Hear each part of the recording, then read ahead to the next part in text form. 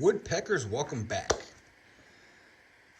So I think what I want to do is a small series on things I found in this book. So about a couple years ago, we went to, I think it was Second and Charles, and picked up the shoes book. Thought it'd be great to start making some different projects out of it. I have yet to make anything out of this book. But with the holidays coming around, I thought, what would be a great project to make?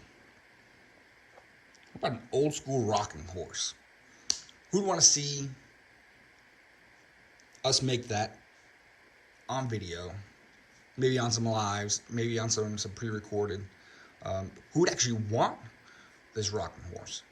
You know, you can see that it's definitely a used book because somebody put all this math down the bottom. I don't math at all. Um, but it's got great, great instructions. Nice little shopping list of what I need to do or what I need to pick up. And pictures, folks. There's pictures. I don't have to worry about just the words. But again, the person that had it before me was kind enough to underline more important parts of the instructions. But yeah, let me know if you want something like that, or baby doll cradle. I'm probably not going to do that one. That's probably not going to happen. But this horse, I'm definitely making. Let me know if it's something you want to see. If not, I'm just going to push it out anyways.